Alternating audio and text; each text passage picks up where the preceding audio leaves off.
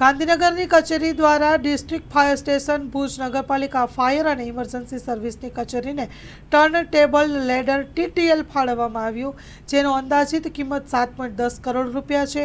ઘટનામાં ઝડપી કામગીરી કરી શકાશે, માનવ જિંદગી બચાવી શકાશે। TTL turn table ladder Bhuj નગરપાલિકા ફાયર વિભાગની કચેરી RTO સર્કલ પાસે સ્ટેન્ડ બાય રહેશે। સ્ટોરી રિપોર્ટ બાય કરણ વાઘેલા, ભુજ। ગુજરાત રાજ્ય શહેરી વિકાસ વિભાગ અને શહેરી ગૃહ નિર્માણ વિભાગ અને સ્ટેટ ફાયર પ્રિવેન્શન દ્વારા ડિસ્ટ્રિક્ટ ફાયર ઓફિસ ભુજને એક TTL આપવામાં આવી છે 27 મીટરની। જે TTLની ખાસિયત એ છે કે કોઈ હાઈરેઝ બિલ્ડિંગની અંદર આગ લાગે તો એ આગ લાગેલી બિલ્ડિંગની અંદર ઉપરના માળેથી કોઈપણ વ્યક્તિને રેસ્ક્યુ કરવા માટે એ ગાડીનો ઉપયોગ કરી શકાશે તથા ઉપરના માળે ફાયર ફાઇટિંગ કરવા માટે પણ આ ગાડીનો ઉપયોગ કરી શકાશે। આનો કુલ ખર્ચ અંદાજિત 7 કરોડ ને 10 લાખની ગાડી છે કે જેની અંદર 27 મીટરની એક સીડી છે અને આગળ એક કેજ લાગેલો છે અને એની સાથે ફાયર ફાઇટિંગના ઇક્વિપમેન્ટ પણ એની સાથે આવેલા છે। ઓછામાં ઓછા આપણે 8 માળ સુધી આ ગાડીનો ઉપયોગ કરી શકશું કે જે 8મા માળ સુધી કોઈ પણ વ્યક્તિને રેસ્ક્યુ કરવો છે તો આ ગાડીનો ઉપયોગ આપણે કરી શકશું।